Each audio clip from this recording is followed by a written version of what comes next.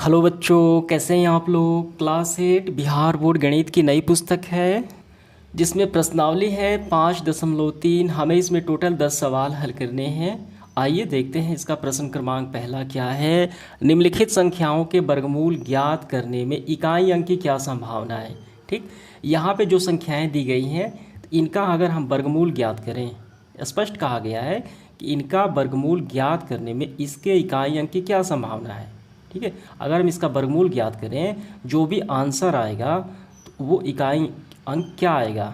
ठीक है, जब यहाँ पे एक हो तो वर्गमूल में इकाई अंक क्या आएगा, यही हमें बताना है। ठीक है, जैसे मैंने यहाँ पे एक छोटी सी संख्या ले ली, जैसे 16। ठीक है, अगर इसका हम वर्गमूल ज्ञात करें, एक और हमने ले लिया 36, इसका हम वर्गमूल ज्ञात करें। देखिए स्पष्ट कहा गया है कि निम्नलिखित संख्याओं को वर्गमूल ज्ञात करने में, जैसे हमने 16 का वर्गमूल ज्ञात करते हैं और 36 का वर्गमूल ज्ञात करते हैं, तो यहाँ पे हम देखते हैं, ध्यान देते हैं कि इसका इकाई अंक क्या है, 6 है। ठीक, तो 16 का वर्गमूल क्या होता है, 4 होता है, यानी 4 का वर्ग करेंगे, 4 गुना 4 तो 16 आ जाएगा। ठीक है, तो देखिए यहाँ पे इकाई अंक 6 है तो वर्गमूल आ गया 4, तो इसका भी इकाई अंक क्या आ गया, 4 ही आ गया। और फिर देखिए यहाँ पर भी 6 है तो इसका वर्गमूल क्या आ गया, 6 आ गया। ठीक, तो हम कह सकते हैं इकाई अंक अगर 6 हो तो दो आंसर आ सकते हैं, या 4 आ सकता है या 6 आ सकता है, यही तो हमें बताना है। अगर इसका भी अगर वर्गमूल ज्ञात करें तो उसमें इकाई अंक क्या आएगा, देखिए इसका क्या आएगा, देखिए 6 है तो इसका तो दो ही आ पाएगा, या तो 4 आएगा नहीं तो 6 आएगा, क्योंकि जब इकाई अंक 6 हो वर्गमूल ज्ञात करते हैं तो दो ही तो आंसर आने की संभावना बनती है, इससे ज़्यादा तो नहीं आ पाएगा। समझ में आ गया, तो यही हमें ज्ञात करना है। तो आइए हम इसको हल करते हैं। देखिए यहाँ पे स्पष्ट तौर पे ये है वर्ग, एक का वर्ग एक ही होता है, दो का वर्ग 4, और ठीक इसको उल्टे होगा, 4 का वर्गमूल 2, 3 का वर्ग 9, 9 का वर्गमूल 3, 4 का वर्ग 16, 16 का वर्गमूल 4। यहाँ पे वर्गमूल है, ये वर्ग है। ठीक, तो पहला जो सवाल है, देखिए यहाँ पे इसका अगर हम वर्गमूल ज्ञात करते हैं, ये है वर्गमूल। ठीक, यहाँ पे आपको अब ध्यान देना है क्योंकि स्पष्ट कहा गया है वर्गमूल, इसका अगर हम रूट लगा दें, वर्गमूल ज्ञात करें, इकाई अंक क्या है, 1 है। देखिए यहाँ पे 1 है, इसका आंसर क्या आया, 1 आया। अब देखिए और कौन सा है इसका इकाई अंक, देखिए 81 है, इसका भी इकाई अंक क्या है, 1 है। ठीक, तो इसका आंसर आने की दो संभावनाएं बनती हैं, पहला 1 आ सकता है, दूसरा 9 आ सकता है। अब तो दूसरा नहीं आ सकता क्योंकि इकाई अंक अगर 1 हो, ठीक, देखिए यहाँ पर भी 1 है, यहाँ पर भी 1 है, दो ही आंसर आ सकते हैं, या तो 1 आ सकता है या तो 9 आ सकता है। ठीक, 6 का हमने देख लिया। देखिए इसका, देखिए अगर वर्ग करते हैं, इकाई अंक 6 है तो आंसर क्या आया, 16 का वर्गमूल 4 आया, और इसका भी देखिए 6 है तो क्या आया, 6 आया। तो अगर इकाई अंक 6 हो तो दो आंसर आने की संभावनाएं बनती हैं, या तो 4 आ सकता है इकाई अंक में, ठीक है, या तो 6 आ सकता है इकाई अंक में। अब इसके बाद देखिए 1 है, एक तो हमने देख लिया, 1 और 9। अब इसके बाद देखिए 5 है, तो 5 अगर देखिए इसमें कितने हैं, देखिए 1 है, तो 5 का हमेशा 5 ही आएगा। समझ में आ गया, तो यही तो हमें बताना है। आइए हम लिखते हैं। तो इस पहले नंबर सवाल को कैसे हल करेंगे, देखिए हमें ऐसे हल करना है। तो पहले का है, दिए गए संख्या के वर्गमूल के इकाई अंक की संभावना 1 या 9 होगी। क्यों, देखिए मैंने बताया इसका इकाई अंक 1 है, देखिए 1 का अगर वर्गमूल होता है, ठीक, इसका इकाई अंक 1 है, इसका उत्तर क्या आया, 1 ही आया। और इसका भी देखिए 81 का, इसका भी 1 है तो इसका क्या आया, आंसर 9 आया। इसका मतलब अगर वर्गमूल के इकाई अंक पे 1 हो तो आंसर में 1 या 9 आ सकता है, कोई भी। ठीक है, तो यही संभावना बनेगी जब इकाई अंक 1 हो तो। दूसरा देखिए, इसका इकाई अंक क्या है, 6 है, तो मैंने क्या बताया, तो अगर इसका वर्गमूल निकाला जाए, देखिए अगर देखेंगे तो यहाँ पे भी क्या इकाई अंक 6 है, तो इसका क्या आया, आंसर 4 आया। और इसका भी देखिए इकाई अंक 6 है, तो इसका क्या आया, 6 आया। तो इकाई अंक 6 होने पर 4 भी आ सकता है, 6 भी आ सकता है। तो हम क्या लिखेंगे, तो हम लिखेंगे दिए गए संख्या के वर्गमूल के इकाई अंक की संभावना 4 या 6 होगी। बिल्कुल आसान है। देखिए एक तो पहले हमने निकाल लिया, तो इसका फिर वही लिखेंगे कि दिए गए संख्या के वर्गमूल में इकाई अंक की संभावना 1 या 9 होगी। अब आखिरी है पाँचवा, दिए गए संख्या के वर्गमूल में इकाई अंक की संभावना क्या है, 5 ही होगी। क्यों होगी, क्योंकि इकाई अंक 5 है तो इस 5 तो संख्या एक ही है। ठीक, अन्य कहीं भी 5 नहीं दिख रहे हैं, इसका मतलब 5 अगर वर्गमूल की इकाई अंक पे है तो आंसर में भी 5 ही आएगा। समझ में आ गया? तो इसका हम यही लिखेंगे, इकाई अंक की संभावना 5 है। ये हमारा प्रश्न क्रमांक पहला समाप्त हो जाता है। उम्मीद करता हूँ समझ में आ गया होगा। चलिए बढ़ते हैं अगले सवाल की तरफ। देखिए दूसरा जो सवाल है, बिना गणना किए वह संख्या बताएं जो वास्तव में पूर्ण वर्ग नहीं है। तो हमें इनमें देखना है और बताना है कौन कौन से पूर्ण वर्ग नहीं है। देखिए पूर्ण वर्ग का क्या मतलब होता है पहले वो आप समझ लीजिए। जैसे मैं यहाँ पे लिख देता हूँ 16, क्या ये पूर्ण वर्ग है? क्या 16 जो है किसी संख्या का वर्ग है? बिल्कुल है। ठीक, क्यों? ये 4 का है। ठीक है। देखिए 17 लिख देते, क्या ये पूर्ण वर्ग है? बिल्कुल नहीं। ठीक है। इसी तरीके से देखिए 144 लिख लेते हैं। 144 किसका वर्ग है? तो ये 12 का हो गया। ठीक है।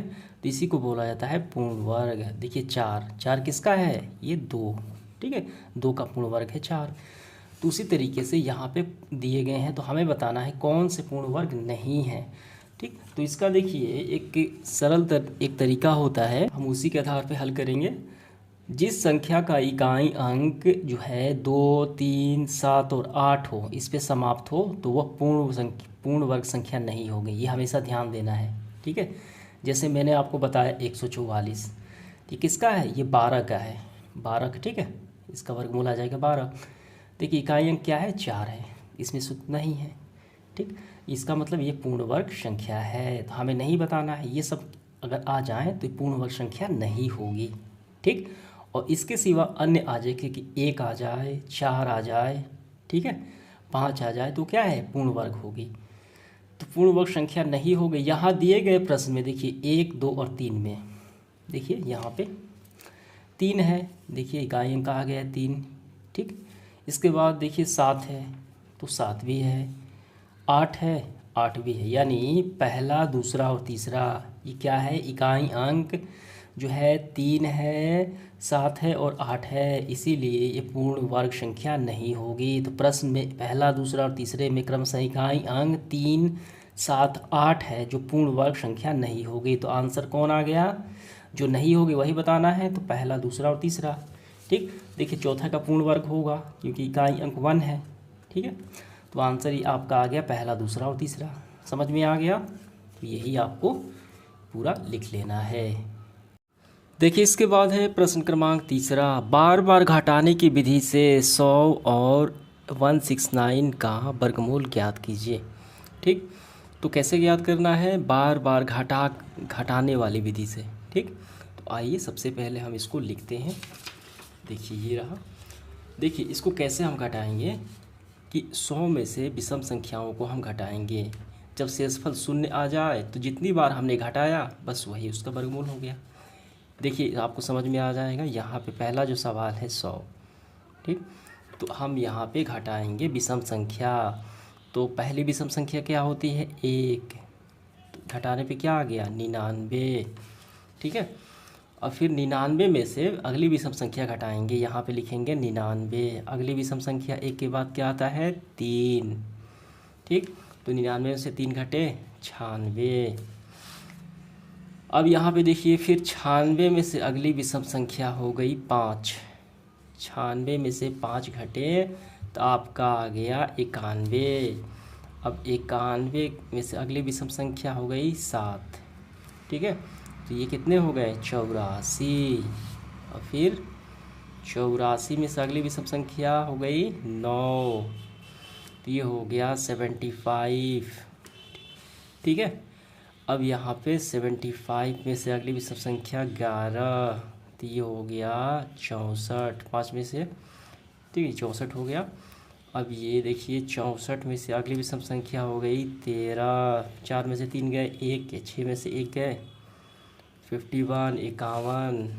अब अगली विषम संख्या देखिए, ये तब तक करते जाना तब तक शून्य ना प्राप्त हो जाए।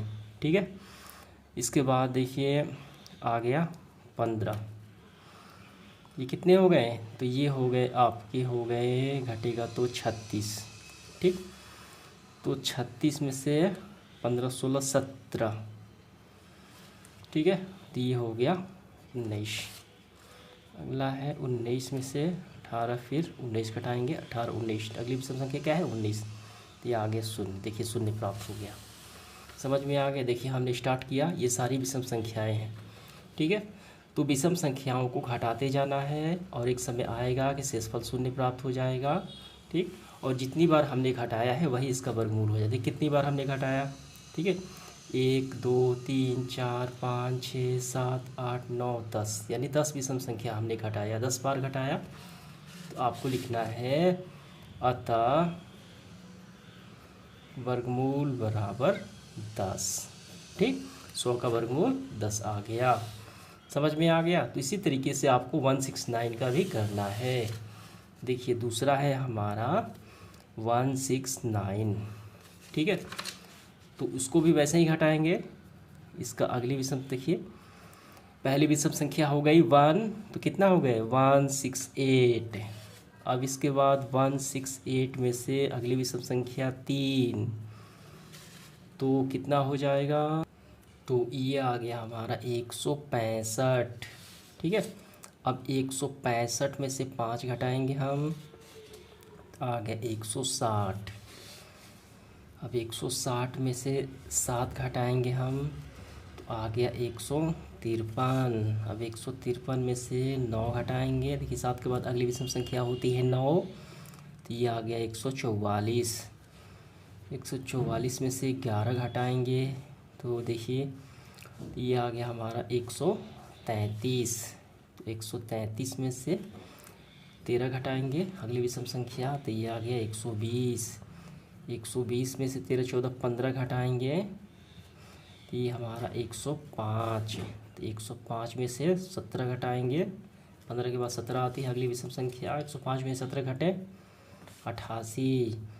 88 में से 19 घटाएंगे, तो कितना होगा 69। अब 69 में से देखिए अगली विषम संख्या 21 होती है, तो 48 तक आ गया। अब यहाँ पे देखिए 48 में से हमने कितना तक घटाया 21 तक। अब 22 23, ठीक है। तो 48 में से 23 घटाने पर आ जाएगा आपका 25। 25 में से देखिए फिर 23 24 25 आ गया अगली विषम संख्या, ठीक है। तो ये शून्य आ गया। समझ में आ गया। देखिए ये पूरा आपको ऐसे ऐसे कर लेना है। तो हमने कितनी बार ये घटाया, कितनी बार हमने घटाया, तो आइए काउंट कर लेते हैं। देखिए 1 2 3 4 5 6 7 8 9 10 11 12 13, तो हमने 13 बार घटाया, इसलिए वर्गमूल आ गया हमारा 13, ठीक है। 169 का वर्गमूल 13 निकल के आ गया। और इसके पहले का आया था 100